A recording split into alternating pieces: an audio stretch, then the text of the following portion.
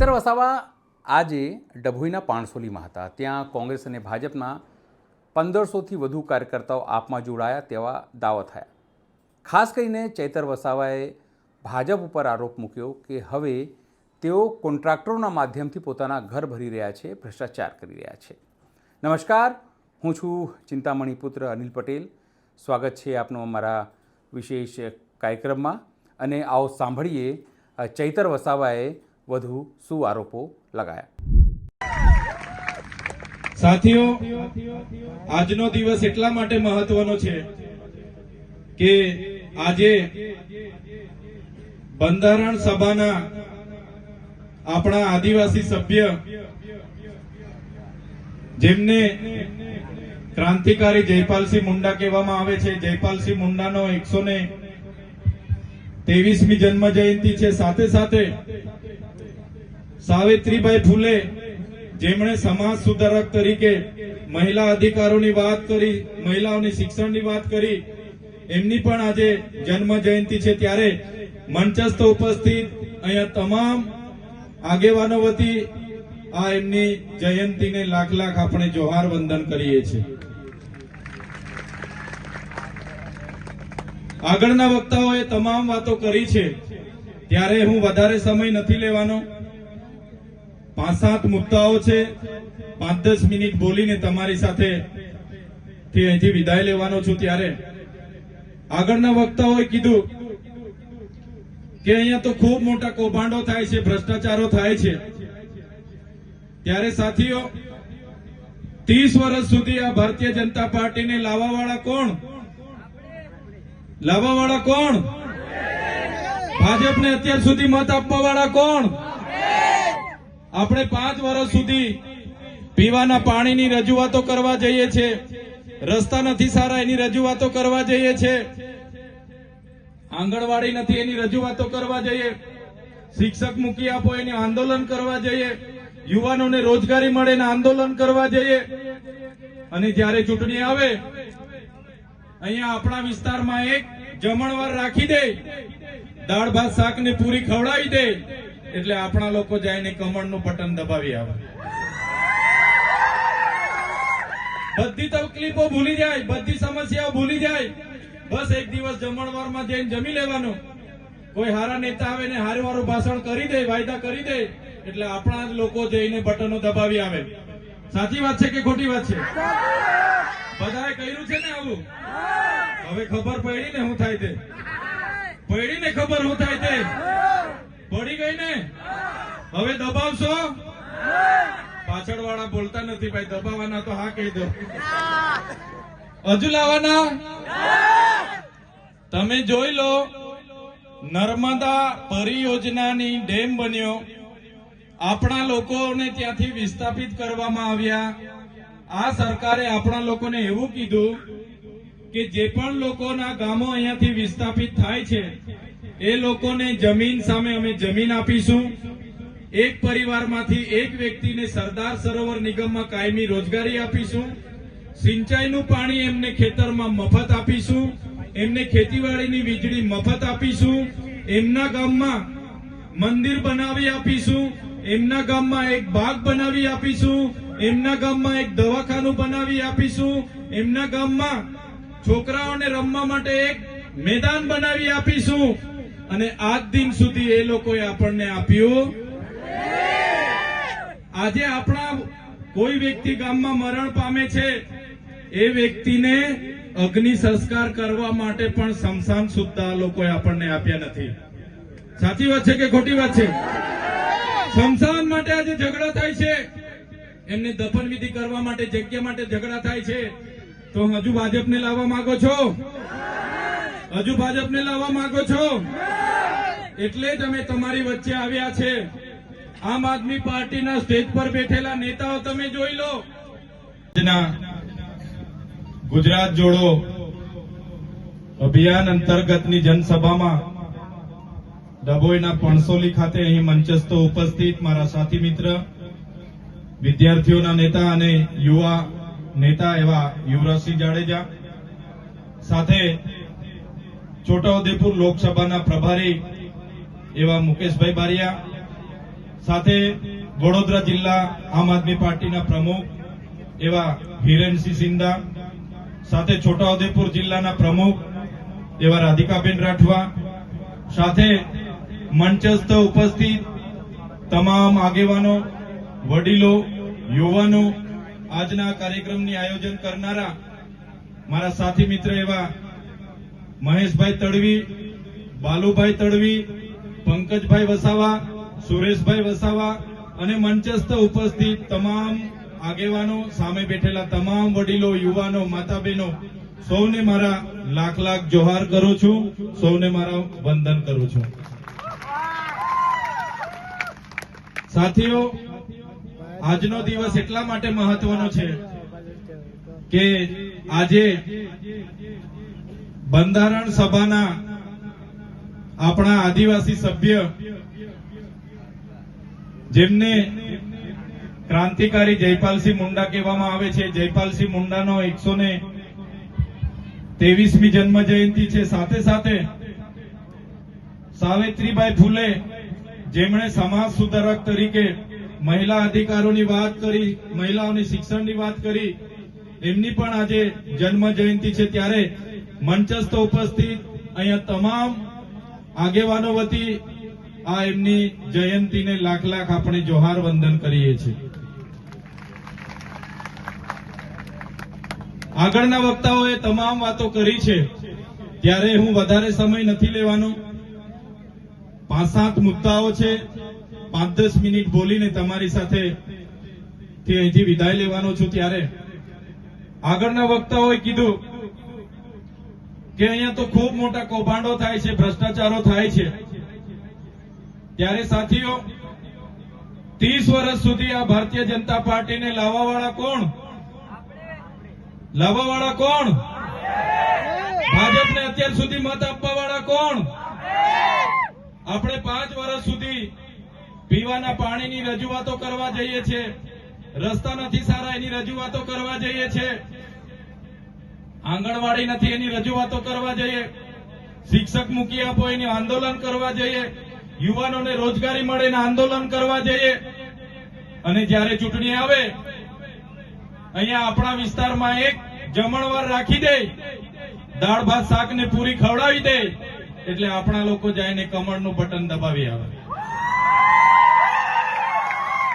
બધી તકલીફો ભૂલી જાય, બધી સમસ્યાઓ ભૂલી જાય, બસ એક દિવસ જમણવારમાં જઈને જમી લેવાનું. કોઈ હારા નેતા આવે ને હારું ભાષણ કરી દે, વાયદા કરી દે, એટલે આપણા જ લોકો જઈને બટનો દબાવી આવે. સાચી વાત છે કે ખોટી વાત છે? બધાએ કર્યું છે ને આવું? હવે ખબર પડી ને શું થાય તે? પડી ને ખબર શું થાય તે? પડી ગઈ ને? હવે દબાવશો? પાછળ વાળા બોલતા નથી ભાઈ, દબાવવાના તો હા કહી દો. હજુ લાવવાના? તમે જોઈ લો, નર્મદા પરિયોજનાની ડેમ બન્યો, આપણા લોકોને ત્યાંથી વિસ્થાપિત કરવામાં આવ્યા. આ સરકારે આપણા લોકોને એવું કીધું કે જે પણ લોકોના ગામો અહીંયાથી વિસ્થાપિત થાય છે એ લોકોને જમીન સામે અમે જમીન આપીશું. એક પરિવારમાંથી એક વ્યક્તિને સરદાર સરોવર નિગમમાં કાયમી રોજગારી આપીશું. સિંચાઈનું પાણી એમને ખેતરમાં મફત આપીશું. એમને ખેતીવાડીની વીજળી મફત આપીશું. એમના ગામમાં મંદિર બનાવી આપીશું. એમના ગામમાં એક બાગ બનાવી આપીશું. એમના ગામમાં એક દવાખાનું બનાવી આપીશું. એમના ગામમાં છોકરાઓને રમવા માટે એક મેદાન બનાવી આપીશું. અને આજ દિન સુધી એ લોકોએ આપણને આપ્યું. આજે આપણા કોઈ વ્યક્તિ ગામમાં મરણ પામે છે, એ વ્યક્તિને અગ્નિ સંસ્કાર કરવા માટે પણ સ્મશાન સુદ્ધા લોકોએ આપણને આપ્યા નથી.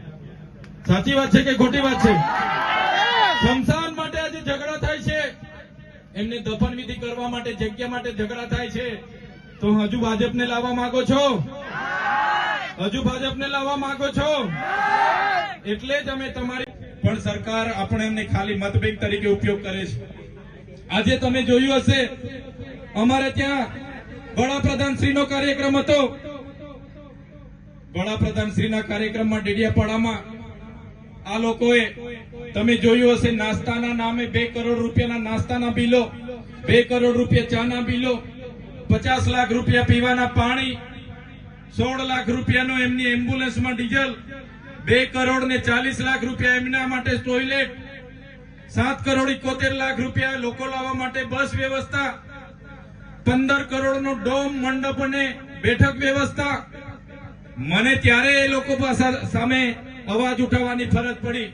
એ પૈસા નરેન્દ્રભાઈ મોદીના ઘરેથી આવીને પ્રોગ્રામ કરતા, ભૂપેન્દ્રભાઈ પટેલના ઘરેથી આવીને પ્રોગ્રામ કરતા, કે હર્ષભાઈ સંઘવીના પૈસાથી પ્રોગ્રામ કરતા, મનસુખભાઈ વસાવાના પૈસાથી પ્રોગ્રામ કરતા, તો આ ચૈતરભાઈને વાંધો નતો.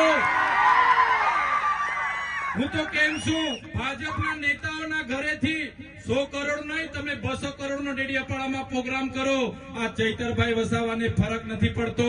પણ તમે આદિવાસી બાળકોના પૈસા, તમે આદિવાસી બાળકોના ફૂડ બિલના પૈસાના તમે દિવાળી કરો, આદિવાસી વિદ્યાર્થીઓના કુપોષણ માટેની આવેલી ગ્રાન્ટની તમે તાયફાઓ કરો, તમે ત્યાંના આદિવાસીઓના આવાસ માટે આવેલી ગ્રાન્ટનો ઉપયોગ કરીને દિવાળીઓ કરો. ત્યારે આ ચૈતર વસાવા સાખી નથી લેવાના. અને જે પણ લોકોએ ખર્ચા કર્યા છે, જે પણ લોકોએ આદિવાસી ગ્રાન્ટમાંથી ખર્ચા કર્યા છે, એવા એજ્યુકેટિવ એન્જિનિયર સતીશભાઈ મોદી હશે, કે નર્મદા કલેક્ટર સંજયભાઈ મોદી હશે, કે એ સાંસદ હશે, કે એમના વડાપ્રધાન હશે, અમે 1 રૂપિયાનો હિસાબ લઈશું અને એ રૂપિયા રિકવરી કરવા માટે સરકારને ફરજ પડીશું. ત્યારે આદિવાસી ગ્રાન્ટનો ઉપયોગ એમના વિકાસ પર્વોમાં, વિકાસ મહોત્સવમાં, એમના અમૃત મહોત્સવમાં, એમના માર્ચ યુનિટીમાં, એમની ગૌરવ યાત્રામાં કરોડો ને કરોડો રૂપિયા ખર્ચવામાં આવે છે. આજે આદિવાસી વિસ્તારોમાં આંગણવાડીઓ નથી, શાળાઓમાં ઓરડા નથી, બાળકો ઝાડ નીચે ભણે છે. આદિવાસી વિસ્તારોમાં કુપોષણથી બાળકો પીડાય છે, એમને બહાર લાવવા માટે એમના પાસે ગ્રાન્ટ નથી. આદિવાસી વિસ્તારોમાં જે ફૂડ બિલ આશ્રમ શાળાના વિદ્યાર્થીઓ માટે મૂકવામાં આવે છે, ફૂડ બિલ આંગણવાડીના વિદ્યાર્થીઓ માટે મૂકવામાં આવે છે, એમના માટે સરકાર 4-4, 5-5 મહિના સુધી એ બિલ મંજૂર નથી કરતી. એમના માટે એમની પાસે ગ્રાન્ટ નથી. અને એમના મોદી સાહેબના કાર્યક્રમો કરવા માટે, એમના મંત્રીઓના કાર્યક્રમો કરવા માટે, એમના સીએમના કાર્યક્રમો કરવા માટે આદિવાસી બજેટનો ઉપયોગ કરવામાં આવે છે. ત્યારે આદિવાસી બજેટ અમે 1 પણ રૂપિયો કોઈને વાપરવા દેવાના નથી. સાથીઓ, આપણે જાગવું પડશે. એ ચાહે કોઈ પણ નેતા હોય, અમારા જેવા ધારાસભ્ય હોય કે સાંસદ હોય, તલાટીથી લઈને કલેક્ટર સુધીના અધિકારીઓ હોય, કોન્સ્ટેબલ થી લઈને પીઆઈ પીએસઆઈ થી લઈને આઈજી ડીઆઈજી સુધીના અધિકારીઓ હોય, બધાનો પગાર જનતાના ટેક્સમાંથી આવે છે. બધાનો પગાર જનતાના ટેક્સમાંથી આવે છે. અમારા જેવા બધા અધિકારીઓનો પગાર પણ તમે ચૂકવો છો. અમે તમારા સેવક છે. અને તલાટીથી લઈને કલેક્ટર સુધી, કોન્સ્ટેબલ થી લઈને એસપી આઈજી સુધીનો પગાર પણ તમે ચૂકવો છો. એ લોકો પણ તમારા નોકર છે. એ વાત તમારા મગજમાં તમારે ઠસાવી લેવી પડશે. જે દિવસે તમે માલિક બનીને એમના પર કામ લેવા જશો, તે દિવસે એ લોકોની છઠ્ઠીનું દૂધ પણ યાદ આવી જવાનું છે. સાથીઓ, જાગવું પડશે. સંવિધાનમાં આપણા અધિકારો મળ્યા છે. અનુસૂચિ 5 પૈસા 1, પૈસા 1 ની વાત કરું, આજ દિન સુધી પૈસા 1 નો અમલવારી નથી થઈ. પૈસા 1 માં જોગવાઈ છે લોકસભાના વિધાનસભા સબસે ઊંચી ગામ સભા, અને એ ગામ સભાના પાવરો આજ દિન સુધી આ ભારતીય જનતા પાર્ટીની સરકારે આપણા વિસ્તારમાં લાગુ નથી કર્યા. સાથીઓ, હું તો કોર્પોરેટરોના નામ પણ તમને જણાવી શકું છું. કોણ કોણ 2 નંબરના ધંધા કરે છે. તાલુકા જિલ્લા પંચાયતના સભ્યના નામ પણ જાહેર કરી શકું છું. કોણ કોણ ધંધા કરે છે એ પીઆઈ પીએસઆઈ ના નામ પણ જાહેર કરી શકું છું. કોણ કોણ હપ્તા લેવા જાય છે. આવનારો કાર્યક્રમ હશે. આજે તો ખાલી ટ્રેલર છે. આવનારા દિવસોમાં આવીશ, બધાના નામો જાહેર કરીને જઈશ. ત્યારે આ આદિવાસી સમાજ, આ દલિત વંચિત સમાજ, આ માઇનોરિટી સમાજે આ દેશને ઘડવાનું કામ કર્યું છે. દેશની આઝાદીમાં અમારો રાજપૂતાના સમાજ, આ બધા લોકોએ દેશની આઝાદીમાં પોતાનું યોગદાન આપ્યું, બલિદાનો આપ્યા, શહીદી વહોરી અને આ દેશને આઝાદ કર્યો. ગોરા અંગ્રેજો ત્યારે ઓળખાઈ જતા હતા, એ લોકોને ભગાડી દીધા. આજે કાળા અંગ્રેજો ગુલામી તરફ આ દેશને લઈ જઈ રહ્યા છે. આ દેશમાં લોકશાહી આવી, લોકશાહીના ઢબે આજે ચાલતું નથી. આજે અમલદારશાહી ચાલે છે, આજે નોકરશાહી ચાલે છે. ત્યારે અમે જનતાને કહેવા માંગીએ છીએ, આમ આદમી પાર્ટીની ઈમાનદાર રાજનીતિમાં તમે આવી જાઓ. આવનારા દિવસોમાં એ ભ્રષ્ટાચારી શાસનને આપણે ઉખેડીને ફેંકી દેવાનું છે. સાથીઓ, તમને ખબર છે મનરેગાની યોજના એક કાયદો બન્યો. એ કાયદાની અંતર્ગત આપણને 100 દિવસની રોજગારી મળતી હતી. આ ભાજપના કેટલાક નેતાઓ, એમના કોન્ટ્રાક્ટરો, એમના મંત્રીઓ, એમના મંત્રીના પુત્રોએ કરોડો રૂપિયાના કૌભાંડો કર્યા. ગરીબ લોકોના અનાજના પૈસા છીનવાયા, રોજગારી છીનવાઈ. ત્યારે એ કૌભાંડ અમે ઉજાગર કર્યું. એ કૌભાંડ ઉજાગર કર્યું, પૂરા ગુજરાત અને દેશમાં ઉજાગર કર્યું. ત્યારે આ ભારતીય જનતા પાર્ટીની સરકારે મનરેગાનું નામ બદલીને જી રામજી નામ રાખવાના પ્રયાસો કર્યા છે. ત્યારે આ ભાજપની સરકારને કહેવા માંગુ છું, જી રામજી, અમારા વડીલોએ તો કીધું રામજી અમારા હૈયે વસે છે, તો તમારા કૌભાંડો છુપાવવા માટે તમે ભગવાનનો ઉપયોગ કર્યો છે. પણ એનાથી તમારા કૌભાંડો છુપાવવાના નથી. તમારા કૌભાંડો તમારા ભ્રષ્ટાચારી નેતાઓને આવનારા તાલુકા અને જિલ્લા પંચાયતોમાં અમે ઉખેડીને ફેંકી દેવાના છે. તમે સાથીઓ જોયું હશે, ગામડે ગામડે નલ સે જલના નામે અહીંના ધારાસભ્યના માણસો, સાંસદના માણસોએ ગામડે ગામડે પાઇપો નાખી દીધી, નળ નાખી દીધા, અને એક પણ ગામમાં નળમાંથી પાણી નથી આવતું. અને આજે નળ અને બધા શોભાના ગાંઠે આપણે કૌભાંડો કર્યા.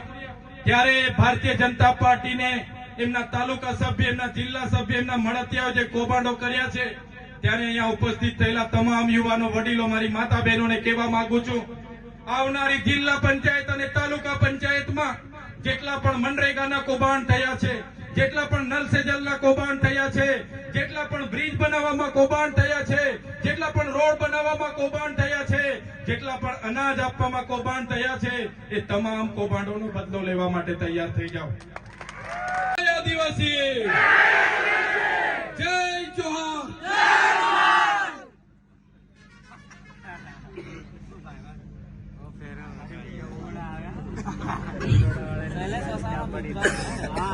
ત્યારે સાથીઓ, વધારે વાત નથી કરતો. મારા વડીલો, મારા સંતો, મારા મહંતો, મારી માતા બહેનો પણ બેઠી છે. જ્યારે પણ સરકારની નીતિઓ સામે હું સવાલ ઉઠાવું, એ ચાહે ભ્રષ્ટાચાર હોય, એમની નકલી કચેરીઓ હોય, એમના નકલી અધિકારીઓ હોય, એમની પોલીસ હોય, એમના કલેક્ટર હોય, એમના નેતાઓ હોય, ત્યારે આ ભાજપની સરકારને ગમતું નથી. આ ભાજપની સરકારે મારા જેવા સીધા સાદા માણસ પર 1 નહીં, 2 નહીં, 3 નહીં, 19 એફઆઈઆરો કરી છે. હું તો સામાન્ય પરિવારમાંથી આવું છું. વિસ્તરણ અધિકારી, ખેતીવાડી અધિકારી હતો. એમાં મેં જોયું કે મોટા મોટા નેતાઓ મારા કરતા ઓછું ભણેલા છે અને અમને આદેશો કરે, અને આદિવાસી ગ્રાન્ટ એ લોકો વાપરી ખાય.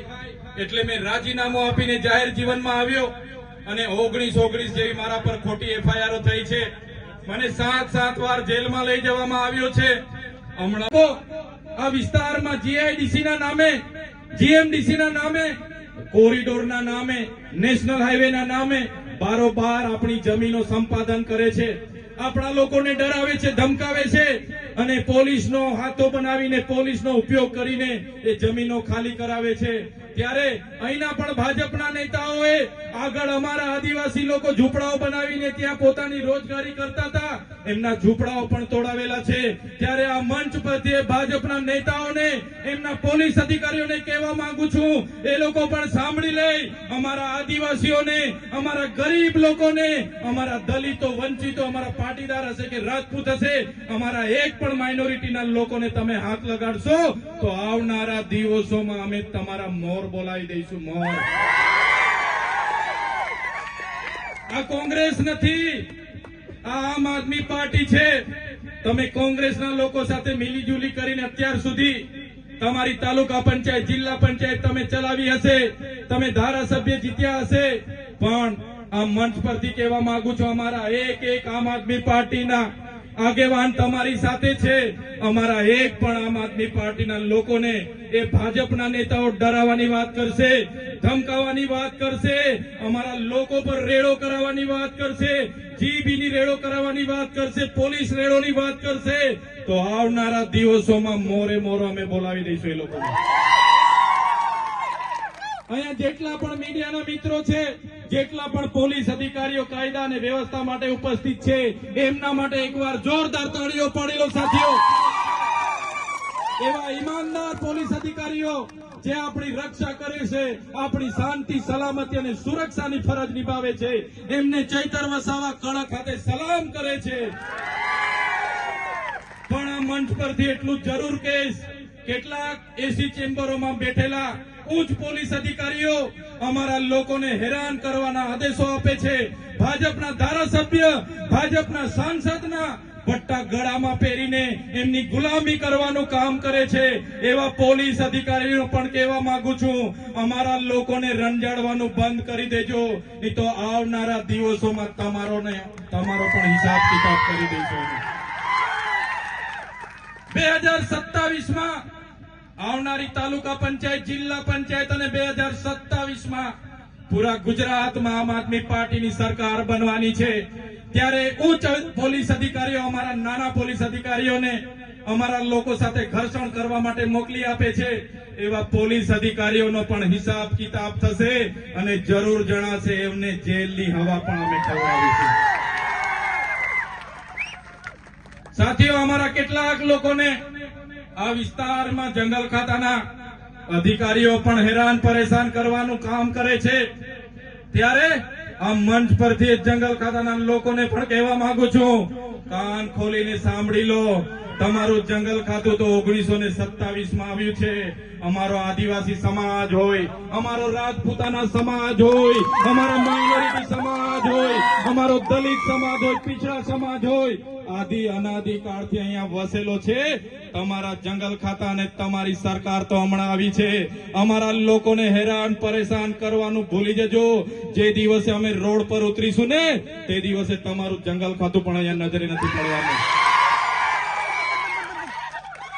કેટલાક પોલીસ અધિકારીઓ અહીંયા ચૈતર વસાવાની સભા હતી એટલે આપણા આગેવાનોને ડરાવવા માટે ઘરે દારૂની રેડ પડાવે, કે તમે દારૂ વેચો છો, તમે આંકડા જુગાર રમાવો છો, તમે સટ્ટા બેટિંગ રમાવો છો, એમ કરીને ડરાવે, ધમકાવે. કેમ સભા રાખી, શું જરૂર પડી, અમને જણાવો.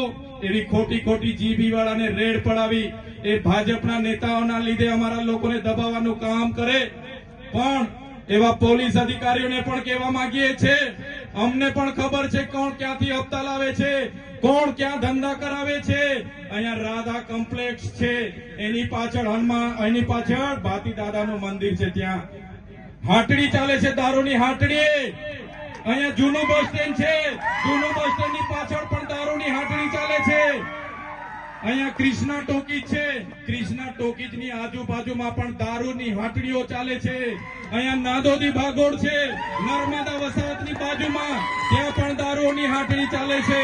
જો પોલીસ આવું નકલી દારૂની હાટડીઓ, અહીંયા વેચાતા ડ્રગ્સ ને બંધ નહીં કરશે તો આવનારા દિવસોમાં અમારા જિલ્લા પ્રમુખ, અમારા તાલુકા પ્રમુખ, અમારા છાયાબેન પાઠકની આગેવાનીમાં ચૈતર વસાવા ત્યાં રેડ કરવાના છે.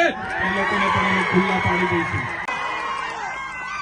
तुमको क्या लगता था नहीं लौटेंगे? गलत. जब तक तोड़ेंगे नहीं तब तक छोड़ेंगे नहीं. ત્યારે સાથીઓ, આજે આવડી મોટી સરકાર સામે લડવા, એમની પોલીસ સામે લડવા, એમની તમામ તાકાતો સામે, યંત્ર મંત્ર તંત્ર સામે લડવા માટે મને તમારા બધાના સહકારની જરૂર છે. આમ આદમી પાર્ટીના તમામ યોદ્ધાઓ આજે મહેનત કરે છે, ઈમાનદારીથી લોકસેવા કરે છે, પણ એમને સત્તાની જરૂર છે. ત્યારે આવનારી તાલુકા અને જિલ્લા પંચાયતમાં તમારા બધા જ લોકોએ મહેનત કરવાની છે, તમારા બધા જ લોકોએ પ્રયાસ કરવાના છે અને આવનારી તાલુકા અને જિલ્લા પંચાયતમાં આમ આદમી પાર્ટીની અહીંયા સત્તામાં બોડી બનાવવાની છે. એ વિનંતી કરવા માટે હું તમારી વચ્ચે આવ્યો છું. પ્રશ્નો ઘણા છે, સવાલો ઘણા છે, રજૂઆતો આપણે ઘણી કરીએ છીએ, પણ આ ભાજપની તાનાશાહી સરકારના નેતાઓ સાંભળી નથી રહ્યા. આપણા લોકોને હેરાન કરે છે, આગળ આપણા લોકોએ અહીંયા દારૂના હડ્ડાઓ પર રેડ કરી એમને ખોટી રીતે મારવામાં આવ્યા, એમને ડરાવવામાં આવ્યા, પણ એમને ધમકાવવામાં આવ્યા, પોલીસનો ઉપયોગ કરવામાં આવ્યો. પણ આજે ચૈતર વસાવા તમારી સાથે છે. આજે આમ આદમી પાર્ટી, અરવિંદ કેજરીવાલજી, ઈસુદાન ગઢવીજી, ગોપાલ ઇટાલિયાજી, આજે બધા જ અમે તમારી સાથે છે. આપણા આદિવાસી સમાજ હશે, દલિત હશે, વંચિત હશે, રાજપૂતાના હશે, દરેક સમાજને જ્યારે પણ અમારી જરૂર હશે, આમ આદમી પાર્ટી રાતે 2 વાગે પણ આવીને ઊભી હશે. બસ તમારા સહકારની અપેક્ષા અમે રાખીએ છીએ અને એ સહકાર તમારો અમને આપતા રહેજો. એ સહકાર અમને આપતા રહેજો, તમારા આશીર્વાદ અમને આપતા રહેજો. આ જ પ્રકારનો તમારો પ્રેમ, તમારો ભાવ અમને આપતા રહેજો અને આવનારા દિવસોમાં ફરી તમારી વચ્ચે આવીને તમને મળીશું અને આવનારા દિવસોમાં આગળ વધીશું. એ જ વાત સાથે આજે અમને અહીંયા બોલાવ્યા, અમારું સ્વાગત કર્યું, સન્માન કર્યું, અમને તમે શાંતિથી સાંભળ્યા, એ બદલ તમામ લોકોનો હું ખૂબ ખૂબ આભાર માનું છું. ધન્યવાદ, બધાનો ખૂબ ખૂબ આભાર. ધન્યવાદ. જય ભારત. રજૂ કરવામાં ન આવ્યો, મને રાજપીપળાની સેશન કોર્ટમાં રજૂ કરવામાં આવ્યો, મારા વકીલોને અંદર પ્રવેશ આપવામાં ન આવ્યા, મને ત્યાં રાજપીપળા જેલમાં રાખવામાં ન આવ્યા, આપણી વડોદરાની જેલમાં રાખ્યા. વિચાર કરો, એક ધારાસભ્ય તરીકે મારા અધિકારોની વાત કરું, મારા પ્રજાની જનતાનો અવાજ બનું, વિધાનસભામાં એમના અધિકારો માટે લડું, એમને સિંચાઈનું પાણી મળે એના માટે લડું, આપણા બાળકોને સારું શિક્ષણ મળે એના માટે લડું, ભણેલા ગણેલા યુવાનોને રોજગારી મળે એના માટે લડું. એટલે આ સરકારને ગમે નહીં, મને એક દિવસ નહીં, એક અઠવાડિયું નહીં, એક મહિનો નહીં, 80 થી પણ વધારે દિવસ આ વડોદરાની સેન્ટ્રલ જેલમાં રાખવામાં આવ્યો. વડોદરાની સેન્ટ્રલ જેલ સયાજીરાવ ગાયકવાડે બનાવેલી જેલ, અંગ્રેજો વખતે કેદીઓને રાખવા વાળી જેલ, એક નાની કોટડીમાં મને રાખવામાં આવ્યો. ત્યાં પણ એમના અધિકારીઓ દ્વારા મને ડરાવવામાં આવ્યો, ધમકાવવામાં આવ્યો, કહેવામાં આવ્યું કે કેમ તમે સરકાર સામે બોલો છો, કેમ તમે ગરીબ લોકોનો અવાજ બનો છો, કેમ આદિવાસીઓનો અવાજ બનો છો, તમે કેમ ભૂપેન્દ્રભાઈ પટેલ સામે બોલો, કેમ વિધાનસભામાં બોલો. તમે બોલવાનું બંધ કરશો તો જ તમને જેલમાંથી છોડવામાં આવશે, નહીં તો તમને 2-3 વર્ષ રાખવા પડશે. ત્યારે પણ આ તમારા દીકરા, તમારા ભાઈ ચૈતર વસાવાએ એ ભાજપના નેતાઓને, એ પોલીસ અધિકારીને કીધું હતું કે તમારે જેટલી જેલો કરાવવાની હોય એ કરી લેજો. આ ચૈતર વસાવા ગુજરાતની જનતા માટે છેલ્લા શ્વાસ સુધી લડશે. એમને કીધું હતું આ જેલની થાળી છે, આ જેલની થાળીમાં જ્યાં સુધી ચણા રહેશે, ચૈતરભાઈ વસાવાનો આ જેલમાં આવવા જવાનું બન્યું રહેશે. ભાઈ, અમે જેલથી બીવા વાળા લોકો નથી, અમે સરકાર સામે જ્યાં પણ અન્યાય થશે ત્યાં લડવા વાળા લોકો છે. સાથીઓ, તમે જોયું હશે, તારીખ પર તારીખ એમ કરતા 80 દિવસ બાદ એ સેન્ટ્રલ જેલમાંથી હું નામદાર હાઈકોર્ટના હુકમથી છૂટ્યો. જેવો બહાર આવ્યો, અમારા બધા આગેવાનો મને લેવા માટે આવ્યા. એમણે મને કીધું, ચૈતરભાઈ, જામીન તો અમે કરાવ્યા, માંડ થયા, પણ તમારે ડેડિયાપાડા મત વિસ્તારમાં તમને પ્રવેશ બંધી છે, ડેડિયાપાડા તમે જઈ નહીં શકો. ત્યારે મારા જે લોકોએ મને મત આપ્યા, જે લોકોએ મને ધારાસભ્ય બનાવ્યો, જેમના માટે મારું ત્યાં કાર્યાલયમાં હું બેસીને કામ કરું, જ્યાં ડેડિયાપાડામાં મારું ગામ, મારું ઘર, મારો પરિવાર, પણ મારે ત્યાં નહીં જવાનું. ભાજપના કેટલાક નેતાઓના ઇશારે, ભાજપના કેટલાક પોલીસ અધિકારીઓના ઇશારે એવી શરતો મૂકવામાં આવી, એમની એવી ડિમાન્ડ મૂકવામાં આવી કે ચૈતર વસાવાને આદિવાસી વિસ્તારોમાં પ્રવેશબંધી ફરમાવો, ચૈતર વસાવાને નર્મદા જિલ્લામાં પ્રવેશબંધી ફરમાવો અને મને મારા મત વિસ્તારમાં જવા માટે પ્રવેશબંધી છે. આજે પણ મારા ડેડિયાપાડામાં હું જઈ નથી શકતો. આજે પણ હું મારા ડેડિયાપાડામાં પગ મૂકું એટલે ત્યાં મારી સરહદ રદ થાય, સરહદ બંધ થાય અને મારે ફરી જેલમાં જવું પડે. આ નીતિ આ સરકારની રહી છે. ત્યારે આ સરકારને પણ કહેવા માંગુ છું, તમે મને ડેડિયાપાડાથી કાઢી નાખશો, તમે મને નર્મદાથી કાઢી નાખશો, તમે મને ગુજરાતના આદિવાસી વિસ્તારોમાંથી કાઢી નાખશો, પણ આ ચૈતર વસાવા અમારા લોકોના મનમાં અને દિલમાં રહી છે. ત્યાંથી ક્યારે કાઢી નથી શકવાના, ત્યાંથી તમે ક્યારે કાઢી નથી શકવાના. અને અમે જયારે જેલમાં હતા ત્યારે અમારા સાંસદ, આ બાજુના નેતાઓએ ફિરકી લીધી આપણા લોકોને કીધું કે ચૈતર વસાવા હવે જેલમાં છે, એ ક્યારેય છૂટવાના નથી, એમની રાજનીતિ પૂરી થઈ ગઈ, એમનું કેરિયર પૂરું થઈ ગયું. ત્યારે તમારા બધાના આશીર્વાદથી, મારા વડીલોના આશીર્વાદથી, મારી માતા બહેનોના આશીર્વાદથી આજે છૂટીને તમારા વચ્ચે આવ્યો છું. ચૈતર વસાવાના આરોપો અંગે તમે શું વિચારો છો? જરૂરથી કોમેન્ટ બોક્સમાં કોમેન્ટ કરજો. એ સિવાય અમારી વેબસાઇટ છે www.gujaratplus.in અને અમારી યુટ્યુબ ચેનલ પણ છે ગુજરાત પ્લસ. ત્યાં પણ તમે વધારાના વિડીયો અપલોડ જે થાય છે એ જોઈ શકો છો. નવા જે પણ અપડેટ્સ છે સમાચારોના ત્યાં જઈને તમે જોઈ શકો છો. અત્યારે માટે બસ આટલું જ. નમસ્કાર.